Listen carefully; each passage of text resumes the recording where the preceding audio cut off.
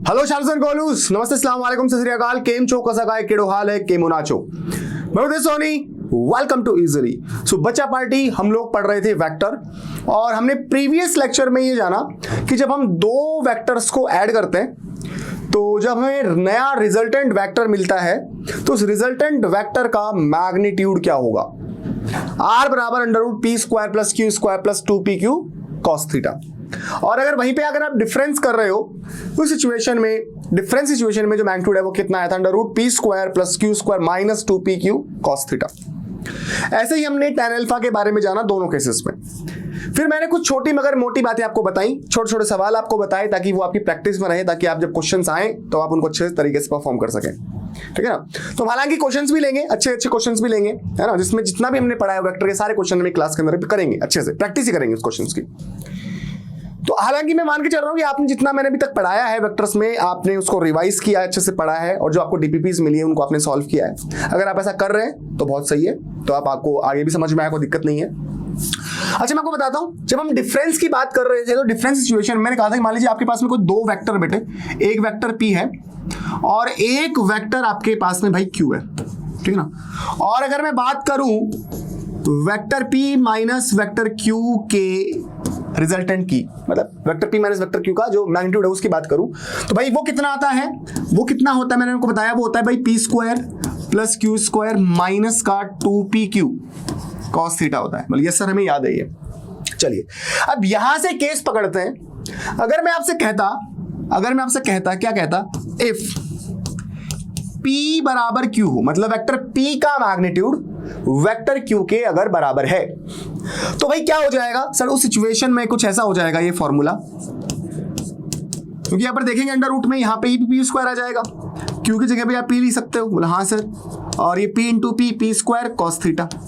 तो यहां से अगर आप चेक करेंगे तो ये बनेगा आपके पास में 2p square minus 2p square cos theta. बोलो हाँ सर, सही कह रहे हो, है ना। चलिए भाई, तो भाई साहब यहां से vector p minus vector q का जो मोड है ना, ये क्या हो जाएगा, अगर ध्यान से अगर देखें तो अगर आप 2p स्क्वायर को क्या लेते हो, कॉमन लेते हो, तो ये बन जाएगा 1 माइनस का कोस थीटा। और चूंकि 1 माइनस कोस थीटा जो है, 1 माइनस कोस थीटा जो है वो किसके बराबर होता है, वो बराबर होता है 2 साइन स्क्वायर थीटा बाई 2 के। जैसे आपको मैंने बताया था उस दिन भी, 1 प्लस कॉस थीटा बराबर क्या होगा, 2 कॉस स्क्वायर थीटा बाई 2, पर 1 माइनस कॉस थीटा किसके बराबर होगा, 2 साइन स्क्वायर थीटा बाई 2 के। Fine, okay sir. तो भाई अगर आप ये फॉर्मूला यहां पे रखते हैं तो ये क्या हो जाएगा, देखना, ये हो जाएगा आपके पास में 2p square into 2 sine square theta by 2। तो भाई यहां से mode of vector p minus vector q क्या हो जाएगा, ये हो जाएगा आपके पास में 2p साइन थीटा बाई 2। हमारे पास में ये रिजल्ट आएगा, and it is very very important result. इस रिजल्ट से बहुत सारे अच्छे से क्वेश्चन हम कर सकते हैं, है ना, तो ये बहुत इंपॉर्टेंट रिजल्ट है। और अगर बात करें, अगर आपको मैं याद दिलाऊं पहले की बात, vector p plus vector q कितना हो जाएगा, इफ p बराबर q, दोनों वेक्टर का मैग्नीट्यूड अगर बराबर हो तो ये कितना होता है सर, ये होता है 2p cos थीटा बाई 2। ये भी मैंने आपको पढ़ाया था ना। तो ये जो दोनों जो रिजल्ट हैं वो बहुत काम के हैं, है ना, और ये आपको बहुत काम आने वाला है, वेरी इंपॉर्टेंट रिजल्ट, ठीक है ना। तो यहां पे थोड़ी सी चर्चा करते हैं अपन, कुछ क्वेश्चंस के माध्यम से इसको पढ़ना शुरू करते हैं। अगर मैं आपसे कहता हूं, क्या कहता हूं कि मान लीजिए कुछ बहुत सिंपल से क्वेश्चन हो सकता है, आराम से आ सकते हैं, आप कर सकते हो, कोई बड़ी बात नहीं है। अगर मैं आपसे कहता, क्या कहता कि मान लो एक पार्टिकल है और वो यूनिफॉर्म सर्कुलर मोशन कर रहा है। मैं आपको एक पैटर्न बता रहा हूं, एक क्वेश्चन नहीं बनाना सिखा रहा, मैं आपको बेसिकली एक सवाल बनाना नहीं सिखा रहा, मैं आपको ऐसे बहुत सारे सवाल आपको बुक्स में मिलेंगे अलग अलग जगह। तो फिजिक्स में क्वेश्चन कैसे बनते हैं वो हम चीज सीखेंगे। तो मैं बोल रहा हूं मान लीजिए एक पार्टिकल है और वो यूनिफॉर्म सर्कुलर मोशन कर रहा है। क्या बोल रहा हूं मैं बोल रहा हूं if a particle is performing what, if a particle is performing what, uniform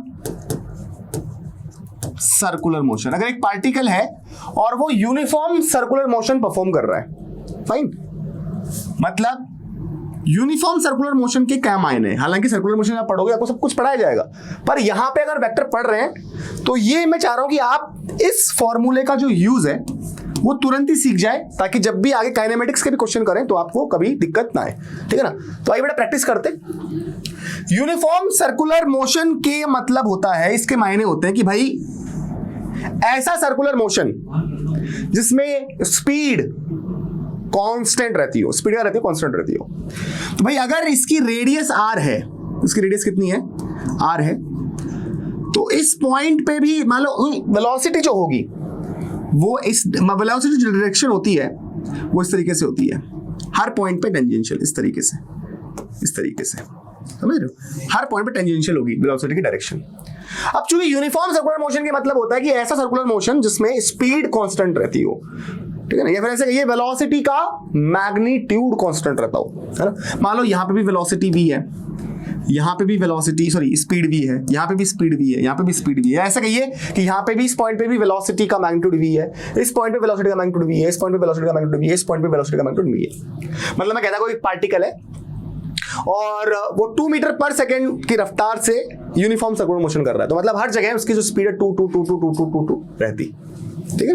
अब यहां से आपसे सवाल क्या क्या पूछे जा सकते हैं? आपसे पूछ सकता है पहला सवाल, क्या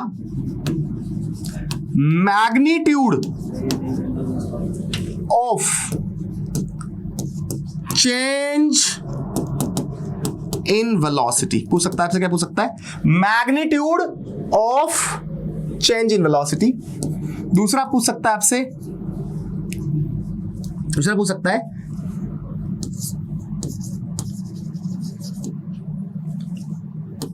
change in magnitude of velocity. अब ये जो दो सवाल मैंने लिखे हैं, अभी जो दो सवाल मैंने लिखे हैं ना, यहां पे जो दो सवाल मैंने लिखे हैं, कई बच्चों को लगेगा कि ये तो एक जैसे ही है, पर ये एक जैसे है नहीं।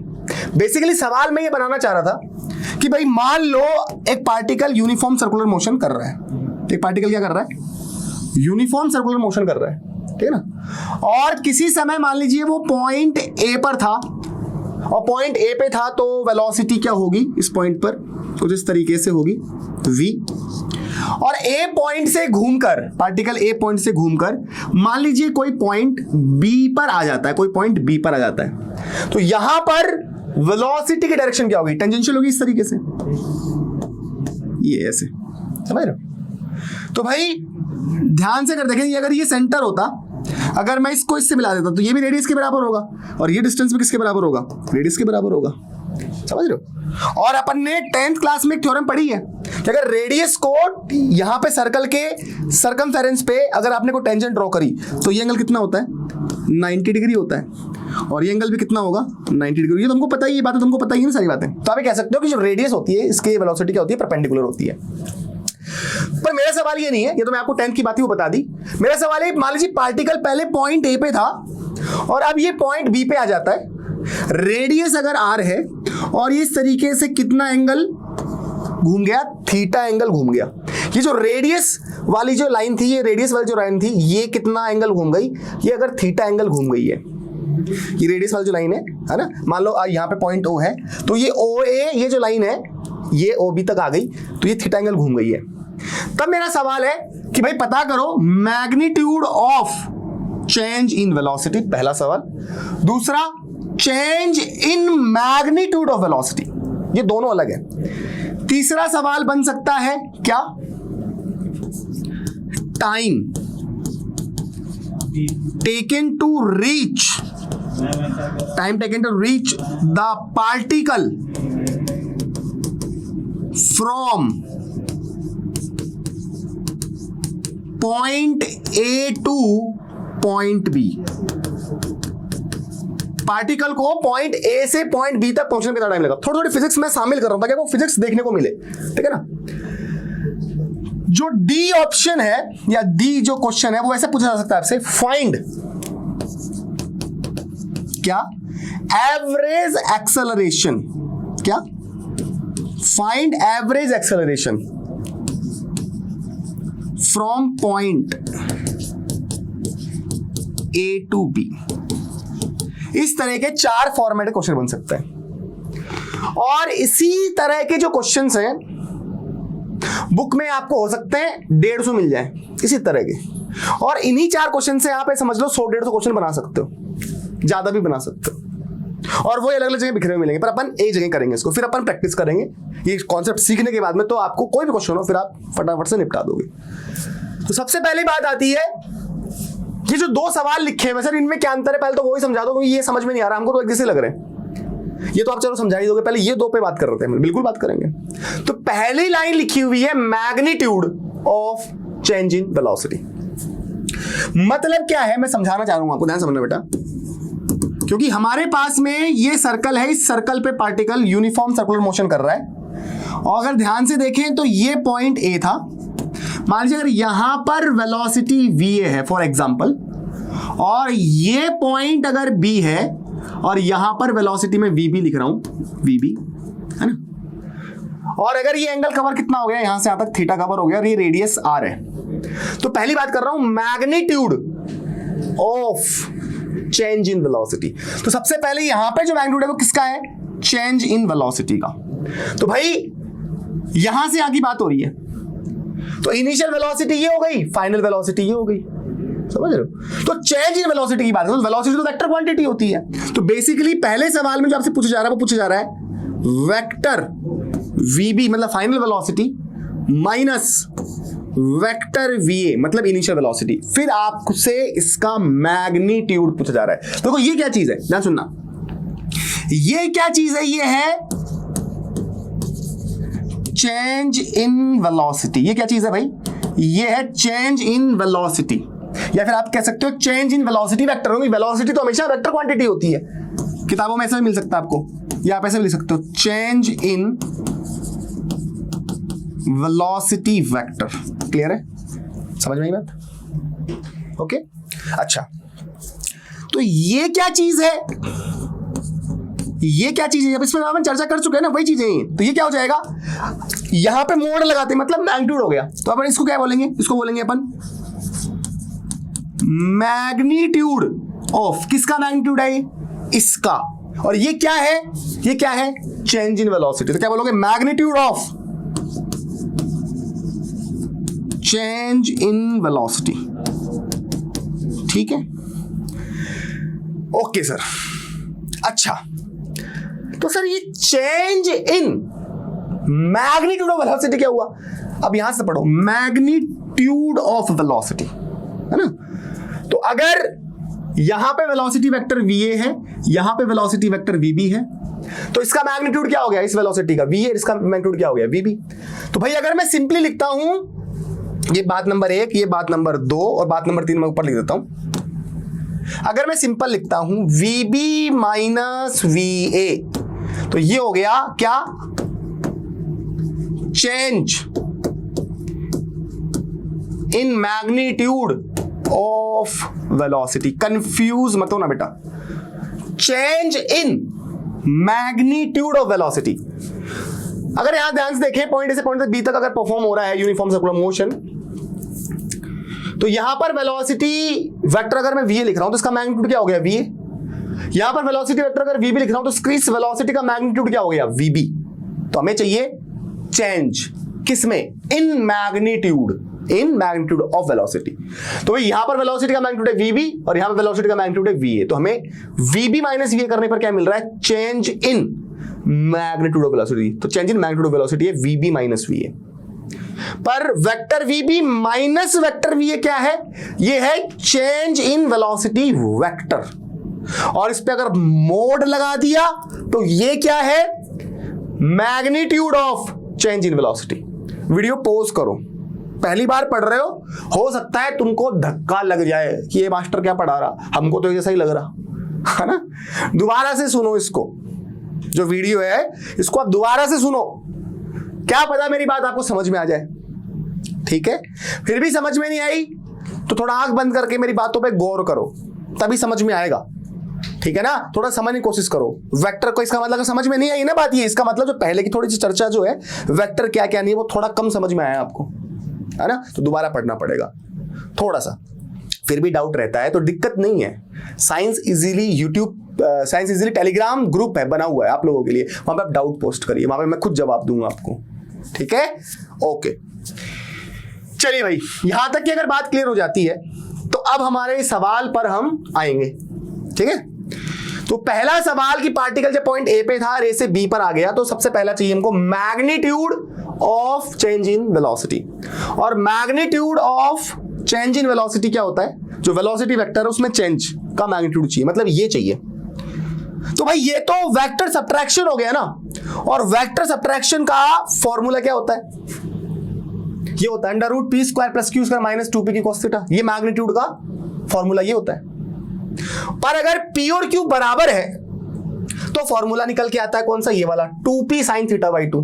अगर दोनों वेक्टर का मैग्नीट्यूड बराबर है, वेक्टर p का और वेक्टर q का मैग्नीट्यूड अगर बराबर है, तब यही फॉर्मूला जो है इस फॉर्मूले में कन्वर्ट हो जाता है 2p sin theta by 2। Yes और नो? बोल हाँ। ध्यान से देखिए, पहला सवाल क्या है, magnitude of change in velocity vector. तो magnitude of change in velocity क्या होता है, vector va minus vector v, तो सब्ट्रैक्शन का मैग्नीट्यूड पूछा है ना। पर ध्यान से देखें तो यहां पर ये लाइन है यूनिफॉर्म सर्कुलर मोशन, और यूनिफॉर्म सर्कुलर मोशन का मतलब स्पीड क्या है, कांस्टेंट है, या वेलोसिटी का मैग्नीट्यूड चेंज नहीं हो रहा, वेलोसिटी का मैग्नीट्यूड कांस्टेंट है, वेलोसिटी का मैग्नीट्यूड नहीं बदल रहा। इसका मतलब यहां पर अगर वेलोसिटी v है, सॉरी वेलोसिटी का मैग्नीट्यूड अगर v है, तो यहां पर वेलोसिटी का मैग्नीट्यूड v होगा, मतलब vb और va क्या होंगे, बराबर होंगे। वेक्टर vb का मैग्नीट्यूड और वेक्टर va का मैग्नीट्यूड बराबर होगा। तो पहले सवाल की तरफ पहले बढ़ेंगे, फर्स्ट क्वेश्चन की तरफ हम बढ़ेंगे। तो पहला सवाल जो पूछा है वो ये पूछा है, vector vb minus vector va का मैग्नीट्यूड, सब्ट्रैक्शन का फॉर्मूला लगाएंगे।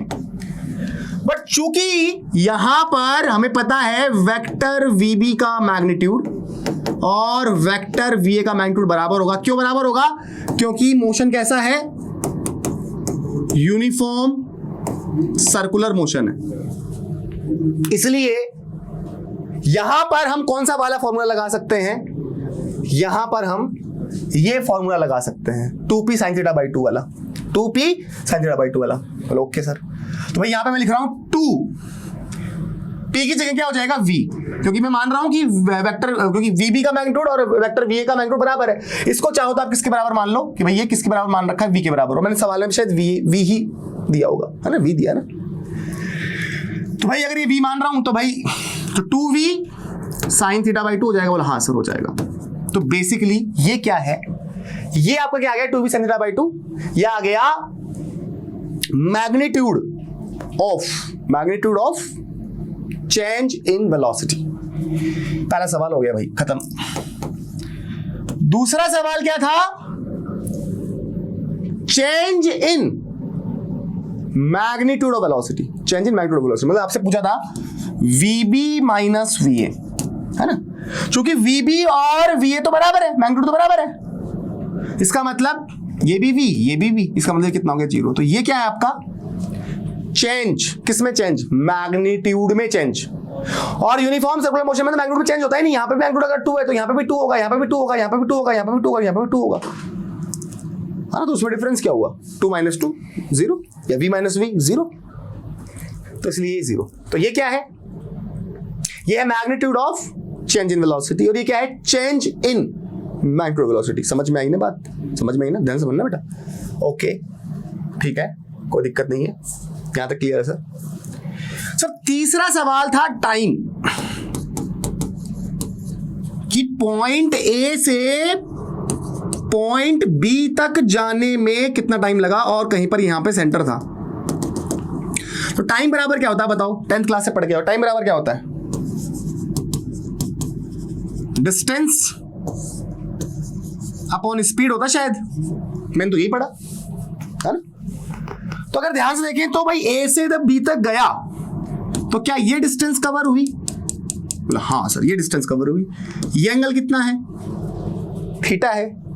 रेडियस कितनी है यार, तो आप मुझे बताओ, जब मैंने आपको एंगल पढ़ाया था, प्लेन एंगल, तो मैंने आपको फॉर्मूला बताया था, एंगल बराबर आर्क लेंथ अपॉन रेडियस। तो वहां से आर्क बराबर क्या हो जाएगा, आर्क लेंथ बराबर क्या हो जाएगा, रेडियस इनटू कवर्ड एंगल। तो ये जो आर्क लेंथ है ये कितना हो जाएगा, r इंटू थीटा हो जाएगा, इसमें कोई दिक्कत नहीं है ना। तो हम जानते हैं एंगल बराबर क्या होता है, आर्क बाय रेडियस होता है, तो आर्क बराबर r इंटू थीटा। तो ये हो गया डिस्टेंस r थीटा, ये भी प्रैक्टिस करवाई थी, याद है ना आपको मैंने। और यहाँ पे जो थीटा लिखते हैं अपन, किस में लिखते हैं, डिग्री में, रेडियन में, रेडियन में। ये बात मैंने आपको जब ट्रिग्नोमेट्री का जब मैं बेसिक्स पढ़ा रहा था आपको, मैथमेटिकल टूल मैंने बताई थी। तो ऐसे से काम आएगा हमको फिजिक्स को धीरे धीरे। और ये छोटी छोटी बातें जब हमने प्रैक्टिस नहीं करी होती ना तो हमको समझ नहीं आता। देखो मैं एक बात आपको और कहना चाहता हूं आज, आप लोग क्या करते हो ना, पहला वीडियो देख लिया, दूसरा नहीं देखा, तीसरा देख रहे हो, चौथा नहीं देखा, पांचवा नहीं देखा, छठा देख रहे हो, तो कैसे कुछ समझ नहीं आएगा। मैं ये नहीं कहता कि आप मुझसे ही पढ़ो, आप जहां से भी पढ़ रहे हो, किसी भी टीचर से पढ़ रहे हो, सब मेहनत कर रहे हैं, पर शुरू से लेकर अंत तक उसी से पढ़ो। अगर आप मुझसे पढ़ रहे हो तो फिर शुरू से लेकर अंत तक मुझसे ही पढ़ो। कभी ए से पढ़ लिया, कभी बी से पढ़ लिया, कभी सी से पढ़ लिया, फिर जंबल हो जाएगा बेटा। आपका मैं भला करने की कोशिश कर रहा हूं, आपको बुरा हो जाएगा। ऐसा नहीं करना कभी भी, है ना। एक टीचर से पढ़ना है। ऐसे नहीं किसी टॉपिक में अटक गए तो फिर दूसरे टीचर का वो टॉपिक देख रहे हो, फिर उसका थोड़ा थोड़ा समझ में आना है, उसका वीडियो देखने लग गए, फिर बाद में 5-6 दिन फिर उसका टॉपिक में अटके तो फिर मेरे वाले वीडियो पे आ गए, तो फिर जंबल हो जाएगा, दिक्कत हो जाती है। ऐसे टीचर पे विश्वास करो, सारे टीचर बढ़िया है, किसी से पढ़ लो, उसमें कोई दिक्कत है, पर एक पे स्टिक करो, है ना। ये राय दे रहा हूं आपको मैं। चलो तो भाई अगर टाइम की बात करें तो डिस्टेंस कितना भाई, r थीटा कवर हुआ, तो r थीटा अपॉन स्पीड क्या है, v है, हर जगह v है ना, v है, ठीक है सर। तो ये इस फॉर्मूले से आपका टाइम आ जाएगा r थीटा बाय v। बोलो ओके सर। चौथा सवाल क्या था, एवरेज एक्सेलरेशन। भाई एवरेज एक्सेलरेशन का फॉर्मूला अगर नहीं पता तो बता देता हूं, मैग्नीट्यूड का। चलो पहले डायरेक्ट लिखते हैं, ये होता है delta v vector upon delta t, है ना, ये होता है। मैग्नीट्यूड की लिखेंगे बात तो डेल्टा v वेक्टर का मैग्नीट्यूड अपॉन डेल्टा t, मतलब चेंज, सॉरी क्या बोलते हैं इसको क्या बोलेंगे अपन, magnitude of change in velocity vector. अब magnitude of change in velocity vector कितना आया, ये आया 2v sin थीटा बाई 2। तो यहां पे क्या रख देंगे, 2v sin थीटा बाई 2 रख देंगे। और मान लो टाइम कितना लगा, t लगा, तो t, पर टाइम हमने निकाल चुके, कितना आया, टाइम कितना आया भाई सर, जो टाइम आया है ना वो आया है r थीटा बाई v, तो हम रख देंगे r थीटा बाई v, है ना। तो भाई अगर इसको कैसे जमा सकते हैं, इसको कैसे लिखेंगे भाई, यहाँ पे 2 नीचे, तो यहाँ पे 1 आएगा और ये इससे मल्टीप्लाई होगा तो क्या हो जाएगा, ये 2v square sine theta by 2 upon r theta. तो ये आपका काम हो जाएगा, ये आपका यहां से आंसर आ जाएगा, समझ रहे हो। तो यहां से इस तरीके से बन गया भाई, एवरेज एक्सेलरेशन का मैग्नीट्यूड आपको चाहिए, तो यहां पर डेल्टा v वेक्टर का मैग्नीट्यूड मतलब magnitude of change in velocity vector, तो ये 2v sin थीटा बाई 2 अपने रख दिया, यहां पे रख दिया, अपॉन टाइम कितना r थीटा बाई v, ठीक है। तो ये v कहां चला जाएगा, ऊपर चला जाएगा, तो 2v square sin theta by 2 into r theta हो जाएगा। तो ये आपका एवरेज जो एक्सेलरेशन उसका मैग्नीट्यूड होगा। कैसे लिखो, ऐसे लिखो, जैसे लिखो। अब सवाल आपसे कई तरीके से पूछ सकता है, जैसे कुछ भी हो सकता है, जैसे कुछ भी हो सकता है। अपन इन सवालों को टेबल के फॉर्म में अगर समझ ले तो फटाफट से हमारा काम हो जाएगा। मान लो मैं कहता आपसे कि पहला जो केस है उसमें क्या हो रहा है कि पार्टिकल जो है एक कंप्लीट सर्कल ले रहा है। पार्टिकल क्या ले रहा है, एक कंप्लीट सर्कल ले रहा है, कंप्लीट सर्कल।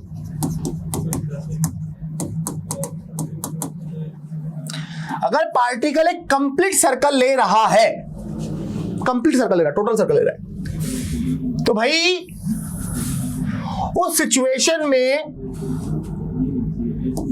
मेरे सवाल वही 4 हो सकते हैं। पहला सवाल क्या हो सकता है, डेल्टा v वेक्टर का मैग्नीट्यूड, मतलब ये क्या है, क्या है, magnitude of change in velocity vector. एक सवाल ये हो सकता है। दूसरा सवाल क्या हो सकता है, केवल डेल्टा v। डेल्टा v मतलब ये है आपका change in magnitude, change in magnitude of velocity, ठीक है। यूनिफॉर्म सर्कुलर मोशन, यहां पे सब में जो क्वेश्चन है इसी के से रिलेटेड है, सब में यूनिफॉर्म सर्कुलर मोशन हो रहा है, सब में यूनिफॉर्म सर्कुलर मोशन हो रहा है ना। और क्या पूछ सकता हूं आपसे, मैं आपसे पूछ सकता हूं टाइम कितना लगा, और मैं आपसे पूछ सकता हूं कि एवरेज जो एक्सेलरेशन है ना उसका मैग्नीट्यूड क्या है, मैग्नीट्यूड है। तो पहले इसमें आते हैं। तो भैया अगर थीटा की बात करें, पार्टिकल मान लो यहां से चला और घूम के वापस यहीं पे आ गया तो वापस ही हो जाएगा। तो यहां पे जो थीटा कवर हो रहा है वो कितना है, 360 डिग्री कवर होगा। मान लो ये लाइन थी ऐसी, ये घूम के वापस यहीं आ गया, 360 डिग्री एंगल कवर हो गया। मतलब रेडियन में लिखूं तो क्या लिख सकता हूं, 2 पाई रेडियन कवर हो गया। गलत तो नहीं बोल रहा? हाँ सर। तो भाई डेल्टा वी वेक्टर का मैग्नीट्यूड क्या हो जाएगा, ये हो जाएगा sir 2v sine theta by 2 हो जाएगा। मतलब क्वेश्चन बनाएगा प्रॉपर वो कि एक पार्टिकल ने कंप्लीटली सर्कुलर किया तो बताओ change in magnitude of velocity इतना होगा। मैं ऑप्शन देगा आपको, उन ऑप्शन में सही ऑप्शन चुनना पड़ेगा। हो सकता है गलती दे, हो सकता है सही दे दे। टाइम लगा इतना, एवरेज एक्सेलरेशन इतना, है ना। तो कुछ भी सवाल वो ऑप्शंस में आपको बना सकता है, उसमें आपको सही ऑप्शन गलत ऑप्शन ढूंढना पड़ता है। भाई वो कॉन्सेप्ट बता रहा हूं पूरा, किस तरह क्वेश्चन बन सकते हैं। तो भाई यहां से अगर देखें तो इस सवाल में जो 2v साइन थीटा कितना है भाई, यहां पे थीटा है 360 डिग्री या 2 पाई।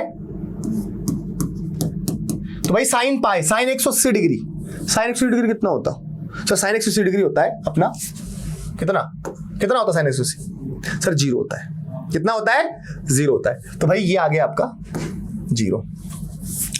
साइन 180 डिग्री कितना होता है? 0 डिग्री होता है, हाँ कि ना? बोल हाँ सर, क्योंकि साइन पाई 2 पाई ये सब क्या है? 0 है। डेल्टा वी ये भी 0 ही होगा, क्योंकि यहां पे अगर वेलोसिटी v है, क्योंकि यूनिफॉर्म मोशन तो हमेशा v रहेगी, तो v माइनस v करोगे तो 0। टाइम की बात करें तो भाई टाइम बराबर क्या लिखा था अपन ने? r थीटा बाई v, याद है ना? Distance upon speed, r theta. r theta कितना? 2 पाई कवर हुआ, और v कितना? v तो ये हो जाएगा 2 पाई r बाय v। बहुत सिंपल सी बात है, डिस्टेंस कितना कवर हो गया? 2 पाई r कवर हो गया अपॉन v। कैसे में समझ लो। एवरेज एक्सेलरेशन की बात करें तो एवरेज एक्सेलरेशन की बात करें तो यहां पे क्या होता है? डेल्टा वी वेक्टर का magnitude upon time. Delta V vector का मैग्नीट्यूड है कितना? 0 है, तो 0 अपॉन टी, टाइम कुछ भी हो चाहे, वैसे तो ये है पर फिर भी आंसर कितना आ जाएगा अपना? 0 आ जाएगा। 0 बटा कुछ भी 0 होता है, ठीक है ना। तो ऐसे आपको 4 ऑप्शन दे सकता है, 4 में हो सकता है 2 सही दे दे, 2 गलत दे दे, है ना। तो आपको सही गलत चुनना रहता है। तो आपको ये चीजें पता है तो आप फटाफट से झटके के साथ में खत्म कर सकते हो उन चीजों को। मान लो सवाल में बोला कि भाई पार्टिकल ने जो है ना हाफ सर्कल ही कवर किया है, हाफ सर्कल। तो सिचुएशन में ये कंडीशन, मतलब वेक्टर भी यहां पर है और यहां पर है, मतलब पॉइंट ए यहां जाएगा और पॉइंट बी यहां जाएगा। तो इस कंडीशन में अगर देखा जाए तो कितने डिग्री का एंगल कवर हुआ? हाफ सर्कल की बात कर रहा हूं, हाफ सर्कल।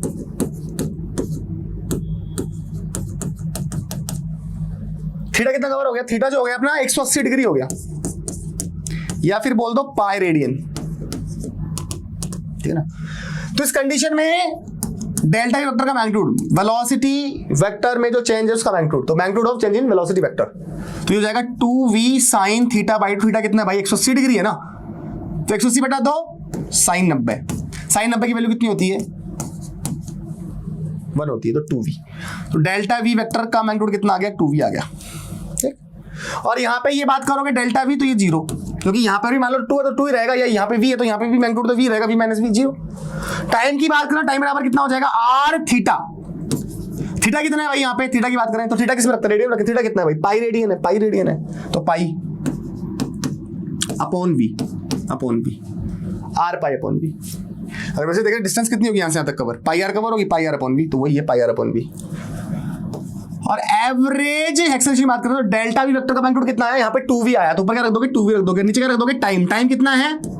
पाई r upon v, upon v है, ऊपर जाएगा v स्क्वायर हो जाएगा, तो 2v square upon pi r हो गया। तो इसी तरीके से सारे क्वेश्चन हम करते हैं। तो मैं आपको ये कह ही नहीं रहा कि आप ये फॉर्मूले रटो, मैं नहीं बोल रहा। मैंने आपको तरीका समझाया, उन तरीके के हिसाब से मैं आपको ये क्वेश्चंस पे कैसे परफॉर्म करते हैं वो सिखा रहा हूं। मैं बेसिकली आपको सिखा रहा हूं क्वेश्चन कैसे बनते हैं, क्वेश्चन सॉल्व करने का, क्वेश्चन कैसे बनेंगे फिजिक्स में, वो सिखा रहा हूं। अगर वो पता है तो फिजिक्स में, अगर आपको पता है ना कितने टाइप्स के क्वेश्चन हो सकते हैं, कितने टाइप के क्वेश्चन बन सकते हैं, अगर वो पिक्चर क्लियर होती है ना तो फिजिक्स में कॉन्फिडेंस आता है।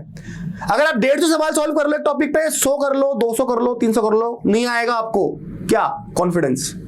पर एक बार अगर आपको ये पता लग गया ना कि इस चैप्टर में से इतने तरह के क्वेश्चन बनते हैं, इतने कॉन्सेप्ट्स पे क्वेश्चन बनते हैं, चाहे कि कॉन्सेप्ट पे 2-2 सवाल ही कर लो, मत पढ़ो। तो वैरायटी ऑफ क्वेश्चन करना जरूरी है, कॉन्सेप्ट के हिसाब से। नंबर ऑफ क्वेश्चन की प्रैक्टिस करने से कोई फायदा नहीं होता, समझ रहे बात को? तो वो क्लियर होती है ना, तो अपना कॉन्फिडेंस फिजिक्स में अलग ही लेवल का रहता है, ये ध्यान रखना। तो ये हो गया। ऐसे ही मतलब कुछ भी बना सकता हूं मैं, जैसे मान लो अगर मैं बोलता रैंडम क्वेश्चन उठा लेते हैं, ज्यादातर जो क्वेश्चन मान लो आया कि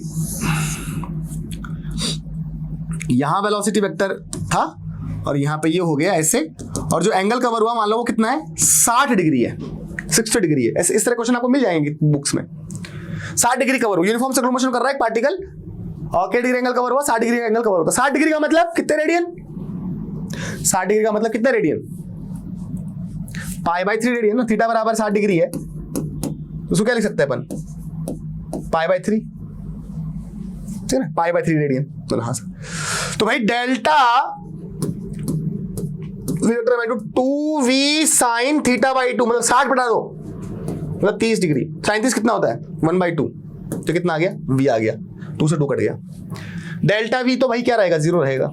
टाइम की बात करें तो r थीटा, थीटा कितना है भाई, पाई कितना 3 है अपॉन v, तो πr/3v, ये टाइम हो गया।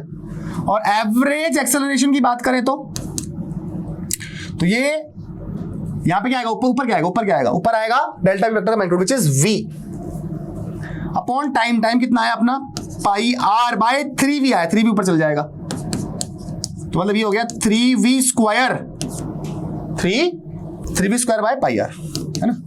अब सवालों में हो सकता है कि आपको इस v की वैल्यू 2 मिल जाए, 3 मिल जाए, 4 मिल जाए, रेडियस की वैल्यू आपको 1 सेंटीमीटर मिल जाए, 2 सेंटीमीटर मिल जाए, तो बस आपको ये वैल्यूज यहां पे रखनी है और तरीका यही है सॉल्व करने का। तो आई होप ये कॉन्सेप्ट आपको समझ में आया। मैं चाहूं तो थीटा चेंज करके मैं 120 डिग्री कर लूं, थीटा चेंज करके मैं 90 डिग्री कर दूं, 45 डिग्री कर दूं, 37 डिग्री कर दूं, 53 डिग्री कर दूं, तो ये मैं चेंज करता जाऊंगा और ये सवाल बनते जाएंगे। तो आगे करने का कोई भी और इसको और खींचने का कोई मतलब नहीं है, इस वीडियो की लेंथ बढ़ाने का कोई मतलब नहीं है। आई होप ये कॉन्सेप्ट आपको समझ में आ गया होगा, ठीक है ना, तरीका वही है। चलिए, अगर आपको ये चीज समझ में आ रही है ना, तो हम थोड़ा सा आगे बढ़ेंगे अब, ठीक है ना। अगर ये चीज आपको समझ में आ रही है तो थोड़ा सा हम क्या बढ़ेंगे, आगे बढ़ेंगे। और अब हम जो पढ़ने वाले हैं वो क्या है, वो थोड़ा देखते हैं। यहां पे मैंने कुछ स्टेटमेंट लिखे हैं 1 2 3, ऐसे ही और भी कुछ लिख रखे हैं मैंने आगे, ये 6 और ये 7, ये 7 स्टेटमेंट लिखे हुए हैं।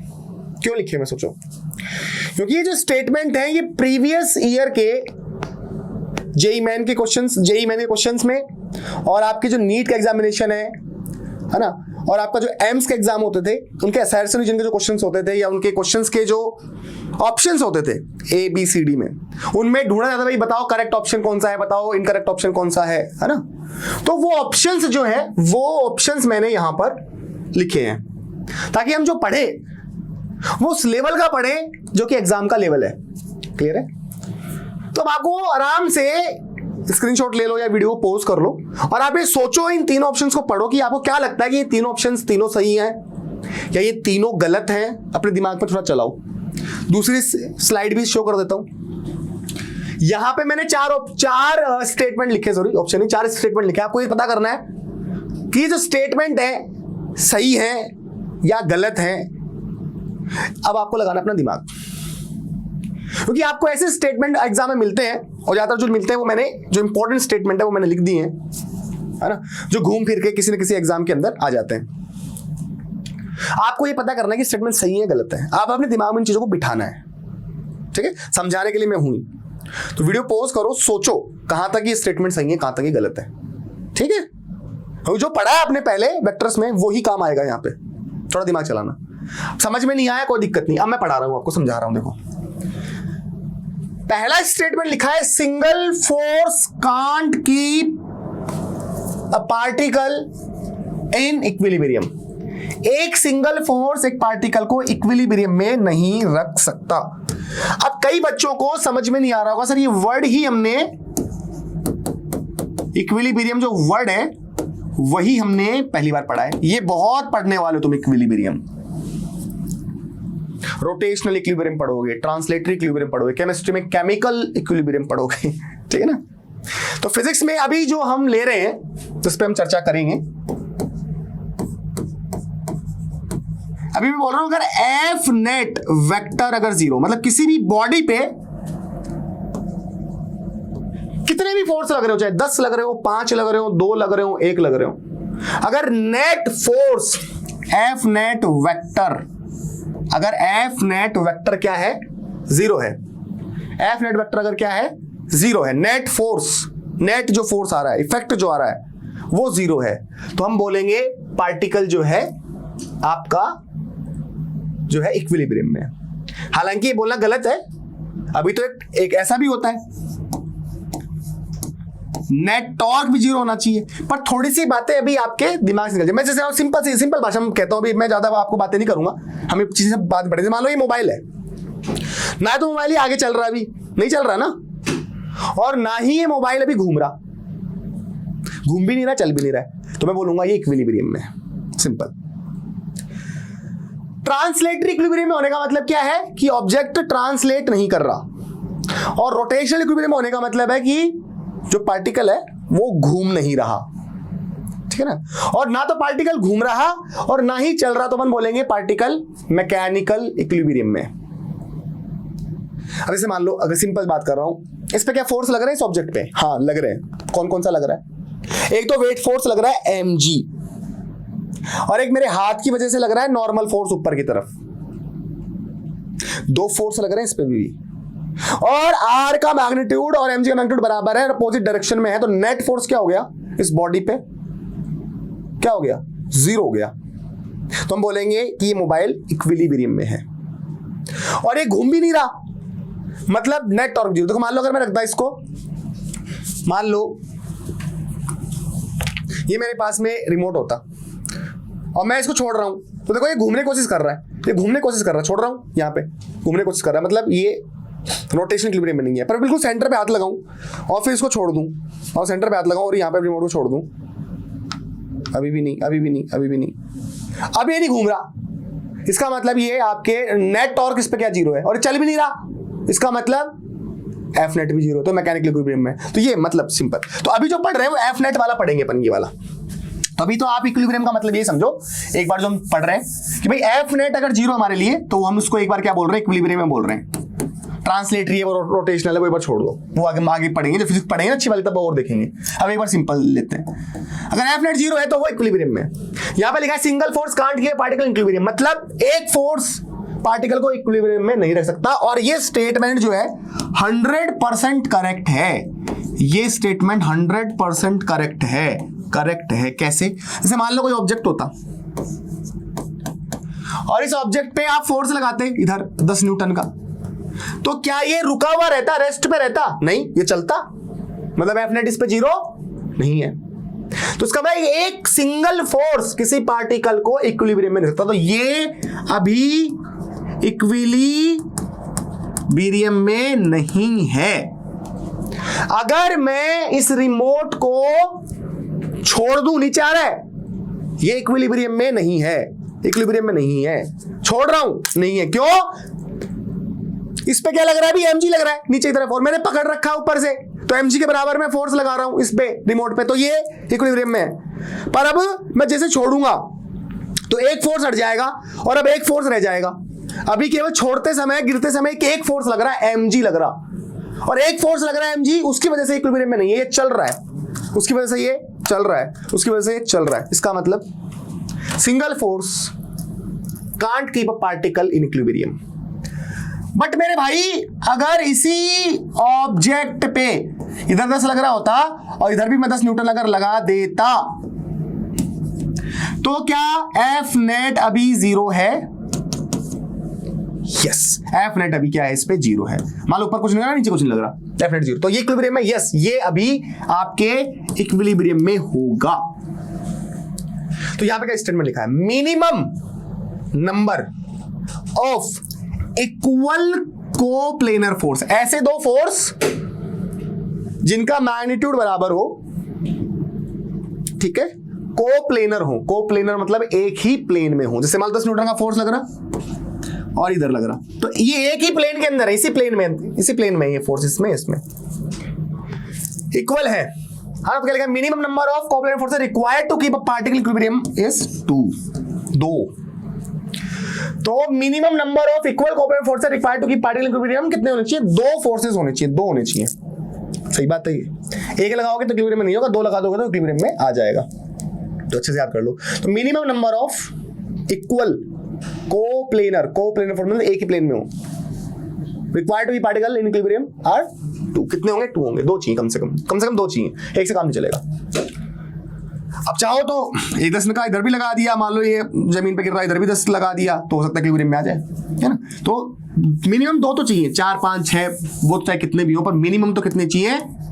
मिनिमम तो 2 चाहिए भाई, मिनिमम तो 2 चाहिए। तो ठीक है साहब, तीसरा पढ़ लो सर। क्या लिखा पड़ा है? Minimum number of unequal coplanar forces. Minimum number of unequal coplanar forces required to keep particle in equilibrium are 3। Coplanar force मतलब एक ही प्लेन में हो पर इक्वल नहीं, अनइक्वल। यहां पे क्या लिखा हुआ है? Equal coplanar. यहां पे क्या लिखा हुआ है? Unequal coplanar. कोप्लेनर हो पर अनइक्वल हो तो पार्टिकल को इक्विलिब्रियम रखने के लिए हमको ऐसे कितने फोर्स चाहिए? कम से कम 3 चाहिए। जैसे मान लो ये ऑब्जेक्ट होता, इस पे इधर 3 न्यूटन का फोर्स लग रहा होता, इधर 4 न्यूटन का फोर्स लग रहा होता, ठीक है ना। और जिधर इनका रिजल्टेंट मान लो अगर इधर होता, रिजल्टेंट अगर इधर होता आर, उसी डायरेक्शन के अंदर यहां पे अगर 5 न्यूटन लग रहा होता, तो ये पार्टिकल 100% इक्विलिब्रियम में एफ नेट 0 है। तो 3 फोर्स हो गए, 3 4 और 5, और तीनों कोप्लेनर फोर्स है, मतलब एक ही प्लेन में लग रहे हैं और ये पार्टिकल को इक्विलिब्रियम में रख सकते हैं। कैसे सर? क्योंकि ये 3 होता है, 4 दोनों किस पे एक दूसरे से 90 डिग्री पर है, तो रिजल्टेंट कितना हो जाएगा? √4² + 3² मतलब √25, मतलब r बराबर 5। में पढ़ाया था ना मैंने कि जब 2 फोर्स एक दूसरे से 90 डिग्री पर हो तो रिजल्टेंट कितना होता है? √p² + q²। यहाँ p 3 हो गया, q 4 हो गया, तो √3² + 4²। 3 का स्क्वायर कितना होता? 3 का स्क्वायर 9 होता और 4 का स्क्वायर कितना होता? 16 होता, तो √25 हो गया, ये मतलब 5 आ रहा है। तो भाई 3 का और 4 का रिजल्टेंट 5 होगा और आपने एक फोर्स लगा दिया 5, तो 3 फोर्स हो गए। पहला फोर्स ये, दूसरा फोर्स ये और तीसरा फोर्स ये। तो इन दोनों रिजल्टेंट जो 5 है, इसको बैलेंस कौन कर रहा है? 5 बैलेंस कर रहा है। एफ नेट कितना होगा? 0 हो गया इक्विलिब्रियम में। तो कम से कम 3 फोर्स चाहिए हमको। अनइक्वल कोप्लेनर फोर्स अगर आपके पास में है, अनइक्वल है और कोप्लेनर है, तो कम से कम 3 चाहिए पार्टिकल को इक्विलिब्रियम में रखने के लिए। कम से कम 3 तो चाहिए। समझ में आया स्टेटमेंट? ठीक है ना। तो अगर ये 4 और 3 है तो इसका रिजल्टेंट किधर होगा? इधर होगा। कितना? 5 न्यूटन। और 5 न्यूटन अगर लगा दिया, इसका मतलब ये वाला तीसरा फोर्स इसको बैलेंस कर जाएगा। आगे देखो, एक बार दोबारा से रिवाइज करते हैं। सिंगल फोर्स पार्टिकल को इक्विलिब्रियम में नहीं रख सकता, बात number 1। Minimum number of equal coplanar force required to keep particle in equilibrium are 2। और अनइक्वल कोप्लेनर मिनिमम कितने चाहिए? 3 चाहिए। आगे क्या है? मिनिमम नंबर ऑफ इक्वल हो चाहे तो या फिर अनइक्वल हो, इक्वल हो चाहे तो अनइक्वल हो, पर वो कैसे हो? नॉन कोप्लेनर हो। नॉन कोप्लेनर, एक प्लेन में नहीं हो, तो फिर भाई कितने चाहिए? फिर 4 चाहिए। अच्छे से याद करना। सिंगल फोर्स पार्टिकल को इक्विलिब्रियम में नहीं रख सकता, बात नंबर 1।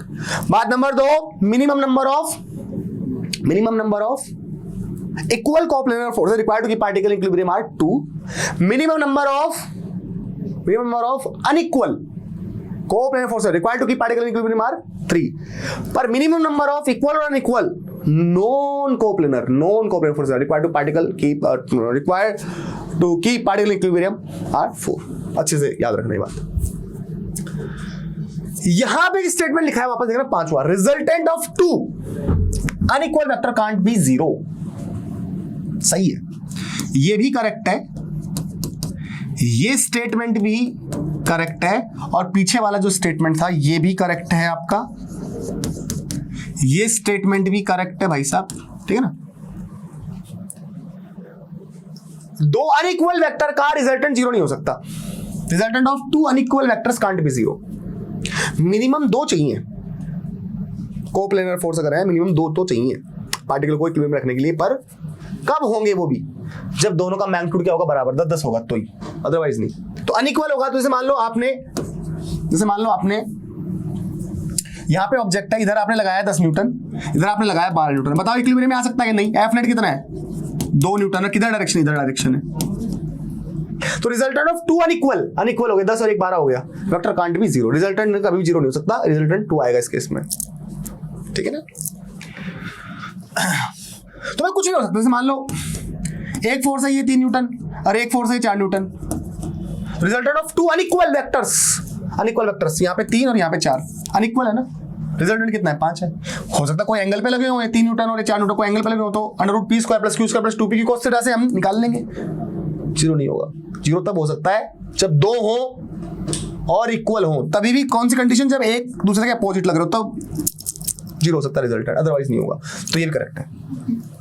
फिर है रिजल्टेंट ऑफ 3 कोप्लेनर वेक्टर्स, 3 कितने? 3, और कैसे कोप्लेनर वेक्टर्स, मे और may not be 0। Yes sir, अभी तक था आप बोल रहे थे, ये तो स्टेटमेंट बोला था आपने, क्या बोला था फिर? Minimum number of unequal coplanar force required to keep particle in equilibrium are 3। तो यहाँ पे क्या बोल रहे हो? Resultant of 3 coplanar vectors, may और मे नॉट बी 0। ये भी करेक्ट है भाई, ये भी करेक्ट है, क्योंकि 3 फोर्सेस, मान लो ये 3 है, ये 4 न्यूटन है और ये 5 न्यूटन है, सही है ना। तो यहां पर एफ नेट 0 है, तो यहां पे रिजल्टेंट 0 हो सकता है, इसलिए में आ गया। रिजल्टेंट ऑफ 3 कोप्लेनर वेक्टर्स, में 0 हो सकता है ना, पहली कंडीशन बता दी ना, में 0, ये कंडीशन में 0 हो सकता है, एग्जांपल दे दिया। और में नॉट भी 0, यस ये भी सही है। लो में नॉट भी का बता देता हूं। मान लो इस ऑब्जेक्ट पे इधर 3 लग रहा होता, इधर 4 लग रहा होता, और इधर मान लो 7 न्यूटन लग रहा होता। अगर इधर 7 लग रहा होता तो क्या एफ नेट 0 होगा? यहाँ पे एफ नेट 0 नहीं होगा, यहाँ पे एफ नेट का मैग्नीट्यूड कितना होगा? 2 होगा, क्योंकि 4 का और 3 का रिजल्टेंट क्या होगा? 4 का रिजल्टेंट होगा 5। तो इन दोनों का इफेक्ट क्या है? इन दोनों का इफेक्ट है 5, इधर क्या है 7, तो रिजल्टेंट होगा इधर कितना? 2 न्यूटन, क्योंकि ये 7 और ये 5, इफेक्ट इधर जाएगा, ये बॉडी इधर जाएगी 2 न्यूटन से, तो यहाँ पे 0 नहीं है, तो इसलिए लिखा है मे और मे नॉट बी 0। लास्ट क्या लिखा है? Resultant of 3 non coplanar vectors, 3 non coplanar vectors का रिजल्टेंट कभी 0 नहीं हो सकता। कम से कम कितने चाहिए? 4 चाहिए, ये बात मैंने आपको बताई थी, कम से कम 4 चाहिए। तो minimum number of unequal coplanar force required to keep, ये यहां बताया ना, मिनिमम नंबर ऑफ इक्वल और अनइक्वल नॉन कोप्लेनर फोर्स है, तो कम से कम हमको 4 चाहिए, तो 3 में काम चलेगा। तो resultant of 3 non coplanar vectors can't be 0। तो ये ऑप्शन भी, 7वां ऑप्शन भी आपका क्या है? सही है। 7वां स्टेटमेंट भी आपका क्या है? सही है। बात समझ आई? तो बड़े सारे ऑप्शन जो है सही हैं। तो मैंने आज छोटे मोटे क्वेश्चन आपको कराने की कोशिश की, छोटी मोटी बातें बताई, पर ये इस वीडियो में सारी बातें गहरी हैं, तो आपको हो सकता है थोड़ा समझने में टाइम लगे, तो उसको वीडियो को देखना। इसलिए मैं आज इस वीडियो को इतना ही रखता हूं, ताकि आप इसको थोड़ा सोचें, समझें और इस पर क्वेश्चन प्रैक्टिस करें। तब तक के लिए थैंक यू सो मच बच्चा पार्टी। अच्छे से पढ़िए, मन से पढ़िए, ध्यान से पढ़िए, कुछ भी करिए, पर अपने मम्मी पापा को कभी परेशान मत करिए। तब तक के लिए बाय बाय, टेक केयर।